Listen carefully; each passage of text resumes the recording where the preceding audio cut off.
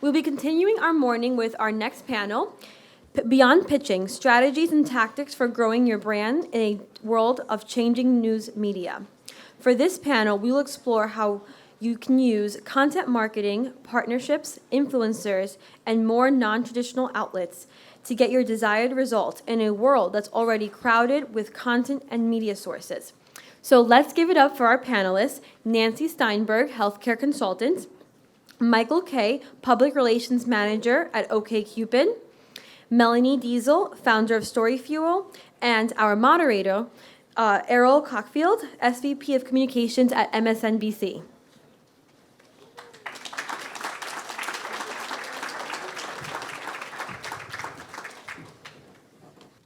Hi, guys. Is this thing on? Can folks hear me? We have an embarrassment of chairs. But we'll have everyone focus on me and our great panel here. So today we wanted to just have a discussion about this mad world we're in communications today and media today, where it seems like every day there's a new outlet popping up, there's a new platform popping up. Grandparents have had to figure out what TikTok is. So as we try to, I think part of the game for us right now is we're doing our jobs, but we're also just learning how to adapt to this environment that's like this living organism that's changing all the time, right? So the discussion today we want to have is, there are fundamentals that many of us in PR and communications have held true for a long time, but that's changing so fast. So we have to adapt and we have to keep up so that we can be relevant to C-suites and for the brands we work for. So the discussion today is really going to be about best practices, rules of the road, things that we're all doing that we feel are penetrating and cutting through in that environment. Because I think this is really a time for us to really learn from each other and through shared experience. So I just wanted to first open up by asking everyone pretty significantly, what's your view of the landscape right now, and what's really working? Are there things that are jumping out? I'll speak for myself, because I work a lot in crisis and defense. I love the Twitter apology because it's instant and I don't have to get as many approvals, and the marketplace responds to it right away. So, but let's start with you, Melanie. I, for one, am glad we're at a point where we don't need as many approvals for a tweet anymore. I'll take that. So for me, my background is as a journalist, and I got my start at the New York Times, where I was the first editor of brand content. So for me, we talked about authenticity being a buzzword here today. Storytelling is the buzzword that I will bring to the table for your enjoyment. That's definitely one of the things that we're focused on, regardless of the platform where we're bringing that to life. Being able to tell authentic stories, compelling stories, human stories is what we see working time and time again, whether it's on TikTok or in a release or in a blog post or on whatever format pops up tomorrow. Yeah, Michael. Sorry, I was not prepared for that. We didn't school everybody on whether it was a handheld mic or something else, so forgive us. So though I feel like I've worked in the industry for decades, it's only been about 5 years. So I think this is a really interesting time to be working in this industry. Sort of taking a different route than your response. I think the landscape is in a really interesting space. There's a lot of things that are changing. You touched upon it a little bit. There's media companies acquiring different publications left and right. Bustle Digital Group alone acquired Elite Daily, the Zoe Report, Mike, Nylon. And that's really changing a lot for PR people, because once these acquisitions happen, it's changing the culture, the goals of those publications, which obviously affects us. This is not a new trend. We know newsrooms are shrinking. That poses a lot of challenges on both sides for journalists and PR professionals. I think taking a positive outlook on it, for journalists, one really great benefit of that is that they're expanding their beat, they're expanding their reach. For PR professionals, it's giving us the opportunity and nudge to build even stronger relationships with the media, because now talking to one single person can get you or your brand mentioned in a ton of different publications across several different verticals and angles. So I think that's really interesting. So I would say like those are my major call outs. I'll try this one. My background's in media relations, so to add on to what these folks just said, I think what's happening today is it's a combination of earned media, which that's my passion, and then the paid media. And it's becoming very much a reality that clients, be it my background's healthcare, so pharma, biotech, hospitals, they want to ensure that they're getting media coverage. And I'm sorry, take that back. They want to ensure they're getting coverage.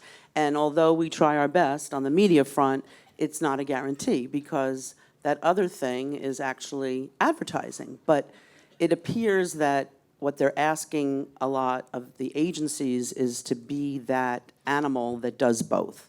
So I think that's where things have, it used to be where, you know, the phone call would come in for the sponsored content and, you know, the reaction would be, well, that's not what I do. But now you have to really entertain it, investigate, have these people from different outlets, because several of them do it now, almost every outlet, and offer it to your clients as an option. I want you to dig into that because I think a lot about authenticity when it comes to paid. You know, earned has this sort of genuineness to it, right?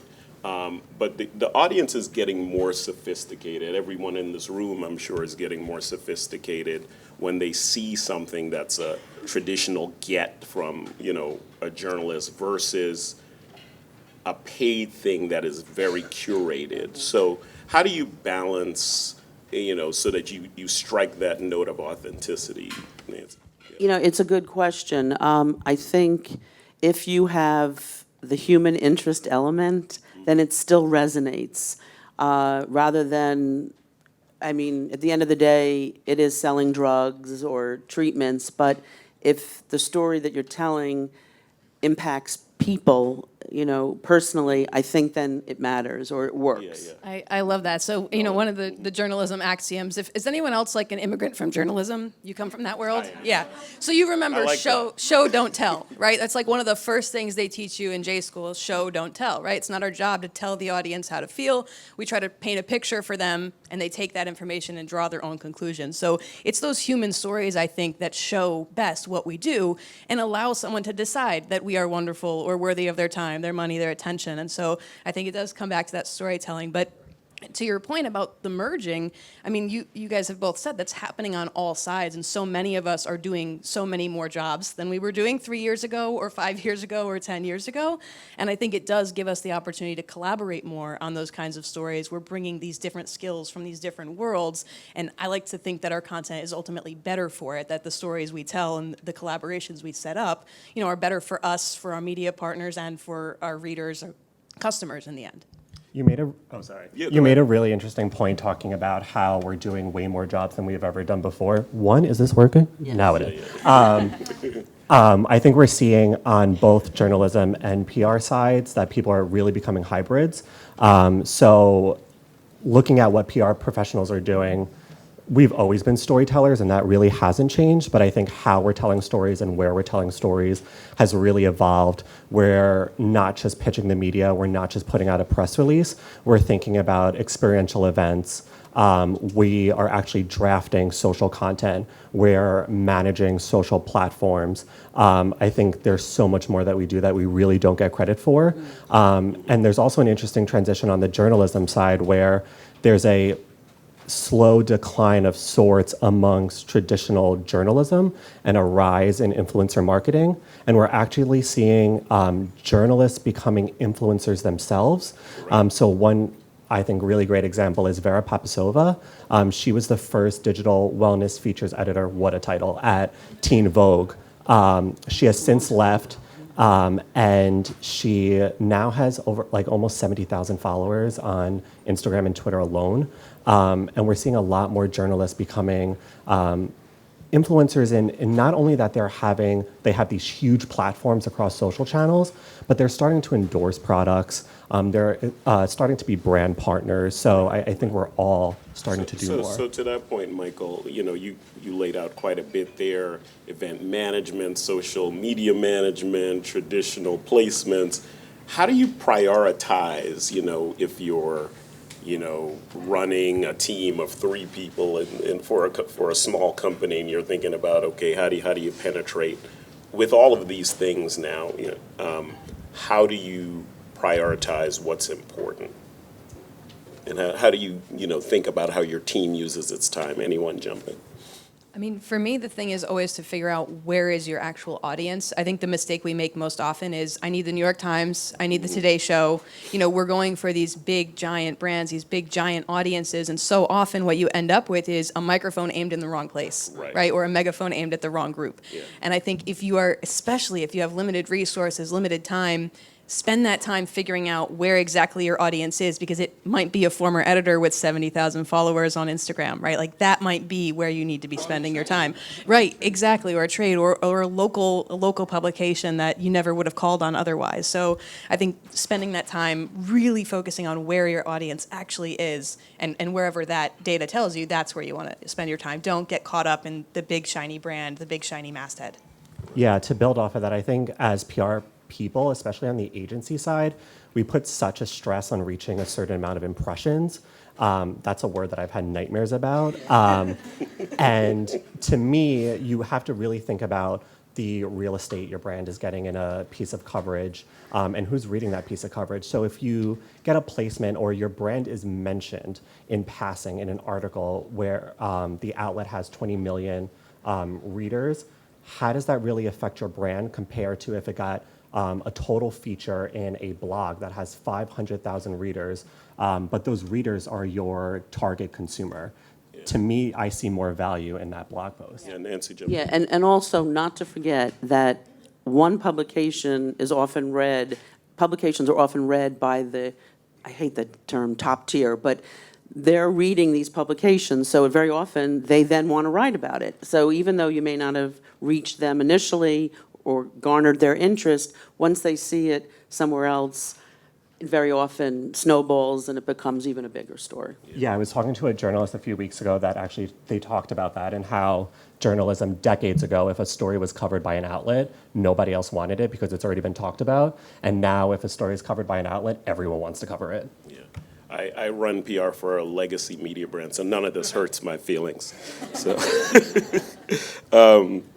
do you think that communications professionals have been moving quickly enough to adapt to this new reality?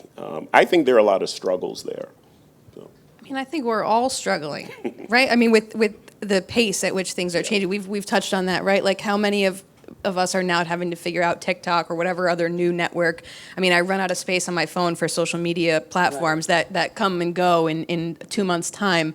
But I think the universality of that struggle, the fact that it's happening on the agency side, on the journalist side, and on the reader side, right? Like even just as consumers, like how many of you feel some level of content overwhelm? Like, I can't keep up with my podcasts. I can't keep up with Apple News. I can't refresh my Twitter feed fast enough. We're all feeling that pressure to do all of these things. And so I think there is some comfort in that like, there's not some amount of hustling or extra hours during your lunch break that's going to make you catch up. Yeah, it's like half the hands went up, but the other half were too tired to go up. Yeah. So.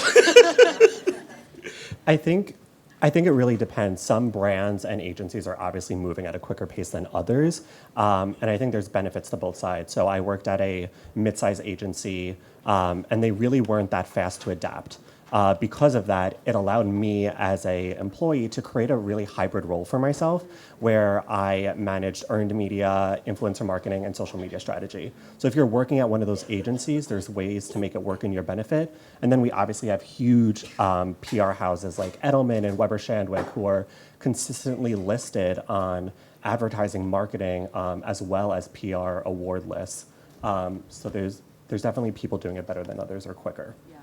I'm an Edelman alum, so don't talk mess about Edelman. Edelman and Weber alone. There you go.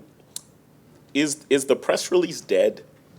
No, I think it's still, yeah. a necessary tool, but not to be abused or overused, which I think it is. It definitely is. It really needs to be newsworthy. I agree. I don't think it's dead. I think it's not as needed as it once was. So I had a client who we would put out press releases 2 to 3 times a month. It's just that whole tactic was so obsolete because when you're announcing something through a press release every 2 weeks, it's not new anymore. Right. You're losing the excitement. So I would restrict it to like huge leadership changes, a new partnership, or a new product or service that you've never really been in before. But to play devil's advocate with that, instead of doing a press release, I see a lot of value in instead using an exclusive or embargoes to break those types of news. I think the biggest mistake we've made historically is thinking that because we think something's important, that it's worthy of a release, right? And the reality is our audience, whether that's our end audience or our intermediary audience in the media, if they don't care about it, then we shouldn't waste our time on a release. So I think I remember as a journalist, one of the questions my editor would ask before every story that was ever accepted was, why does our audience care about this? And if you couldn't answer that question, you weren't getting assigned a story. So I think we can kind of pull that in. Ask yourself before you do the release, why does our audience care about it? Not us, but why does our audience care about this? And if you can answer that question, then it may be worthy of a release or, some sort of more relationship building tactic with an embargo or something. But if you can't answer that question, then save yourself the time and don't make the release. Sometimes, the press release thing is funny because sometimes the leaders of organization might be a little older, right? They might be, they may not be, but the press release becomes this sort of like, hey guys, what's up with the press release? Right. Everybody gets around and they look at the press release and it becomes this driver, right? Yeah. And I think there's a side of this that's around education of the people we work with, because the people we work with are still using old terminology, right? So how do we close that gap? It's a very hard thing, and it has a lot to do with organizational change, because our industry is changing, but many of the people we work with don't have an understanding of how quickly it's changing. Thoughts there? I mean, I think results help a lot, Yeah. right? If you can get something that proves your point, we're not always that lucky, but the example that I always say is, oftentimes content is a hard thing to get people to buy into because it's kind of a long-term play. You don't see immediate bottom line results from it. So I always say that testimonials is probably the easiest half step to show some results and say, look, remember these old testimonials that were just quotes?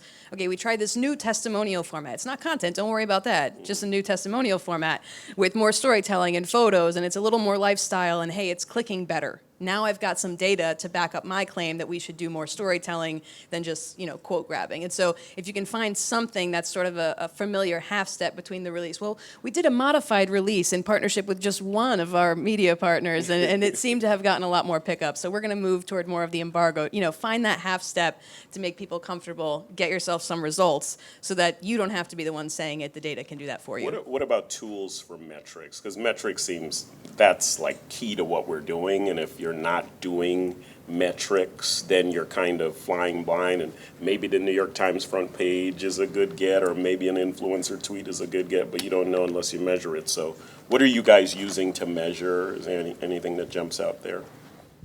So I work for OkCupid. We've been around for about 15 years. The first marketing team came in 2017. Our first brand campaign ever was in 2018. Our second one, which was our first overseas one, was in August of this year.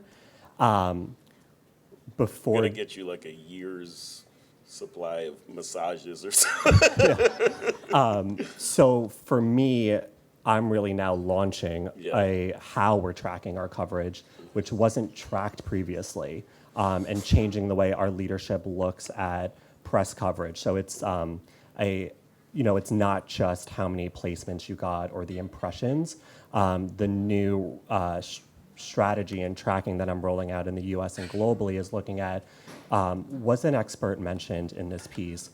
How many brand messages were included in that article? Was the brand mentioned in the headline versus the opening paragraph versus the body paragraph? What's the sentiment? And looking at all those different metrics. In terms of tools, it's a lot of manual labor, but I think it's really important to see how brand perception from a media perspective has changed year over year.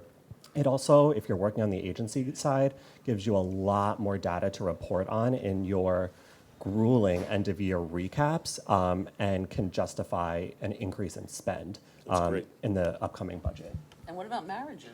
Don't you count that? Yeah, yeah. Mike Nancy.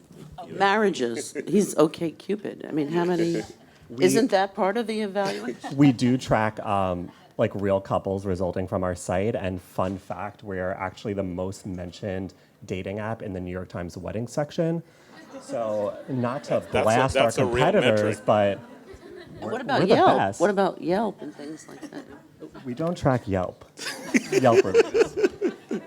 But I think it's a good point. So you made the point earlier about impressions, right? I think so much of what we're measuring now, because the landscape is changing so much, it does have to be a little more qualitative than quantitative, right? Because we're missing out on the nuance of a lot of this stuff. And so I'm glad to hear that you're looking at, where the brand is mentioned as opposed to just binary, mentioned or not, right? There is a qualitative difference in where that mention comes, and that's something that may be harder to track in a spreadsheet, but is important for us. The other thing I've seen a lot more of, and seen this work as data to help get more spend or more other resources, is doing some sort of brand lift study, or some sort of third-party study that can show there's been a shift in perception, or a increased likelihood to purchase, or increase in loyalty, increased likelihood of remembering, all those different more qualitative metrics. Obviously, it's expensive sometimes to layer some of those studies in. You can work with your media partners on finding ways to make that more efficient. But I think some of those metrics are often the most meaningful when I'm trying to evaluate whether something worked, is knowing, well, who did they think it worked, not did we think it worked, right? Yeah, and also looking at where that article goes after it's posted on that publication. Did that publication post it on their Facebook, Twitter, Instagram? Because that's going to show you where their consumer is and what content performs best. Because if it's not performing well on the site, they're not going to amplify it on social. So paying attention to those, that added step as well. I wanted to come back to something you talked about, which is this blending of disciplines, PR, marketing, branding.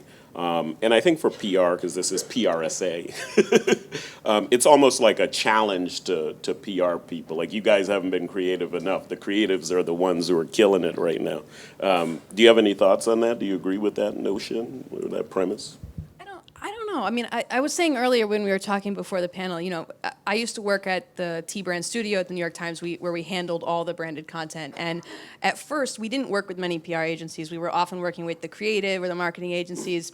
But it was always my favorite when we worked with the PR folks, because you understand story and you understand the need that like a journalist challenges, right? That makes us much better partners and able to create better content together. So no, I mean, I think, like I said, we're all kind of trying to adapt. We're trying to bring these new skill sets in. We're trying to learn new things and test out new platforms.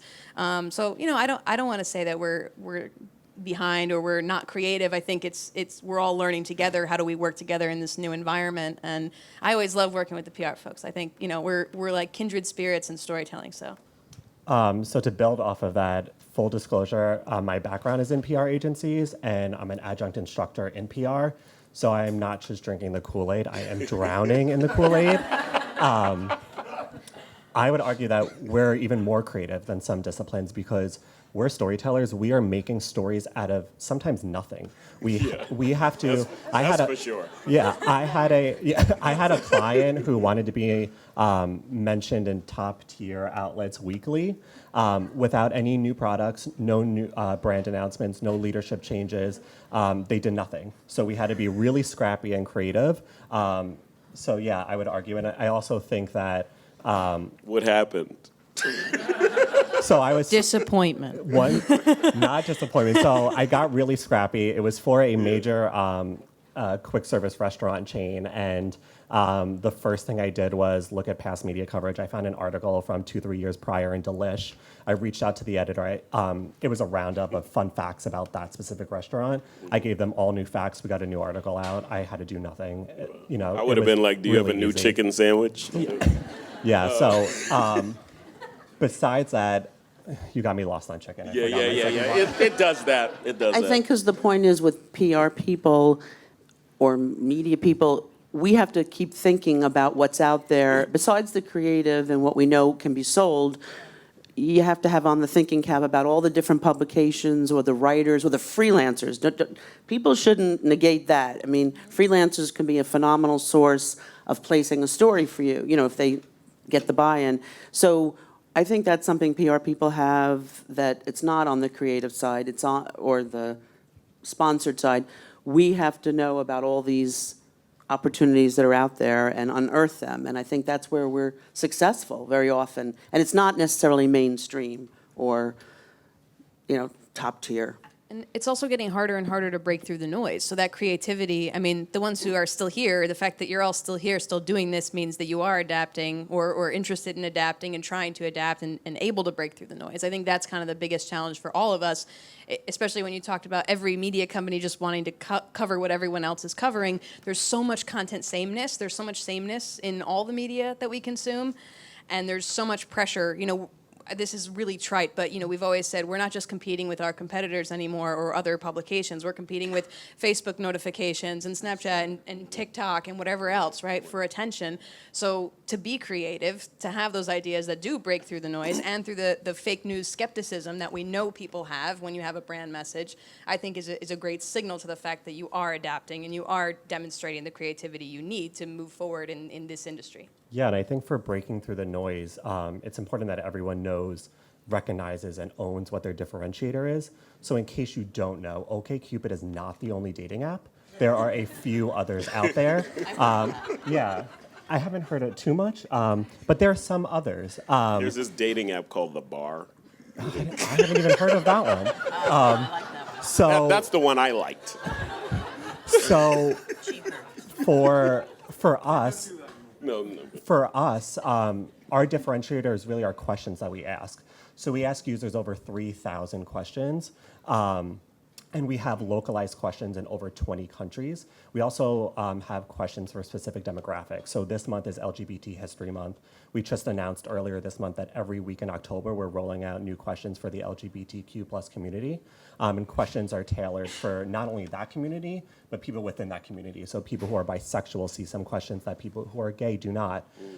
So that's really our differentiator. That's what we talk about time and time again. It allows us to highlight our differentiator for people who are daters, so people who are single. That's our differentiator amongst the other dating apps, the very few who are out there. And then for journalists, they know to come to me because I have a ton of information and insights and trends that no other dating app can provide them with. Journalists love questions. We love data. So that's a good partnership. Me too. Speaking of questions, I mean, we're going through it pretty quickly, but we're going to take a couple from the audience. Is there a mic moving around so we can? We have this stand here. We can Oh, put this mic in there. Okay. How's that? Yeah, let's do that. I like this. This is an innovation panel right here. We have that mic behind you, sir, and we'll take one. You mentioned the role of the press release these days and how leadership often want you to do that. What's the role of the press conference today? If it's the White House, it's no role. Right. Any thoughts on that? I mean, I haven't been in the planning portion of this, so maybe you guys could speak more to the press conference portion of it. But I could tell you, I mean, as a person, going somewhere is a lot of work. People don't like to go somewhere. And in general, I mean, so much of what we're doing is now remote. I mean, I would think that the barrier for what's worthy of a press conference is higher than it's ever been before. So, I mean, I would say that's probably like a last resort. You better have done something very significant. This is not a nothing happening this week kind of event. Yeah, I've actually never done a press release. A lot of press releases. I've never done a press conference. Yeah, getting people to go somewhere is really challenging. We've even done events where we give journalists free Uber rides, and they don't come. So also, if it's something that really needs a press conference, be a little bit innovative with it. When I was working at Weber Shandwick, I worked on Excedrin migraine. And one thing we did with a campaign launch was we did a Google chat with a health expert and gave the link to a ton of different journalists, and they did a Q&A that way. So figure out how to use technology to avoid that. I think press conferences still have some validity, but in the right scenario. My background is healthcare, biotech, pharma.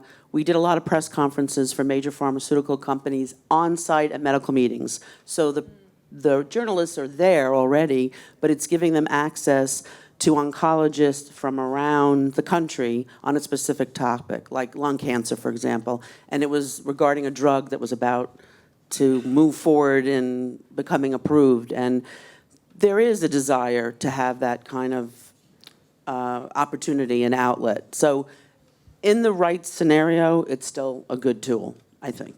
We'll take one more. See one back here. Hopefully she'll get to work, because people don't like to move nowadays. I'm just wondering, what's your take on pitching via social media? We've been talking a lot about media relations and things like that. Is it still kind of seen as like obtrusive to pitch a journalist via tweet, or I'm just wondering what you think?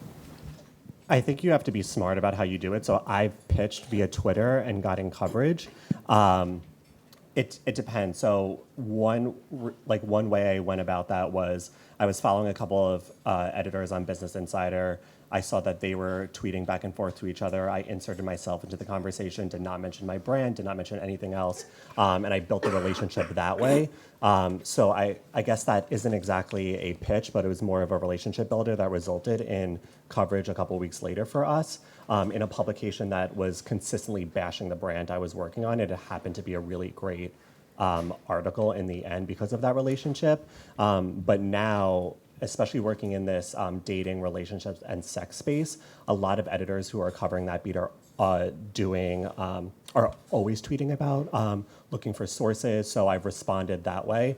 Something interesting, there's editors that I also follow that are now launching their own Twitter polls and using that data in their articles. So that's just something to keep in mind. I started bringing in Twitter polls into our social content strategy, laddering back to how much we do as PR people. So I think there's a lot you can do with social. I mean, I think journalists are being tasked with being more active on social, so that's an advantage for us, right? Many journalists are being incentivized or required to engage with an audience on social, so that's a plus. The one thing I would say, coming back to our very first point, and one that was made in previous sessions today, is the authenticity. I've had people, roll into my DMs and say, I love your stuff. It's so great. I would love to have you write about this. And I'm like, that's interesting. You're not following me. How could you possibly love my stuff? You can't see it. So, make sure that it's not, it's the same logic you'd apply to, like, I forgot to BCC and I just emailed 70 journalists with a highly customized pitch. So if you could follow that same approach, make it personal, be authentic, make it someone you have a relationship with, or that they're a good fit, and also respect and give the option to, hey, we can move this to email, or let me know if there's a better way to reach you. I mean, I think most people would respond somewhat positively to that. Nancy? I would agree with both of them. I think Twitter now is where, I don't use it very much for outreach, but they like it. Reporters like it. They want to know you're reading their stuff, you understand their beat.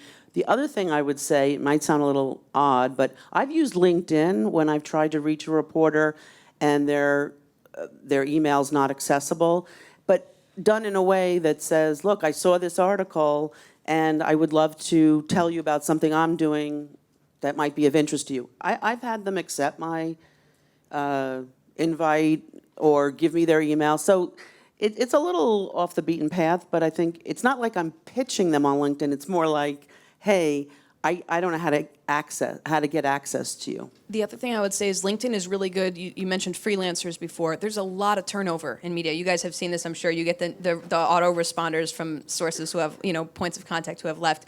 LinkedIn is a really good place for media folks finding jobs. I got my job at the New York Times on LinkedIn, so we're all on LinkedIn. You can check our current affiliation. I stopped writing for Inc.com 2.5 years ago, and I daily get people pitching me stories for Inc.com, and it just shows like you didn't even do 1 ounce of research, right? So even if you're not going to pitch them via LinkedIn, it's always good to take a peek and see, are they still working at that place? It's likely, if they're in media, that their LinkedIn is up to date, and they may be somewhere even better if you reach out with with that knowledge ahead of time. All right, thank you. I think that's going to bring us to a close, folks. I think we could go on for another hour on this one, but thank you to Melanie, Michael, and Nancy. All right, thanks, folks.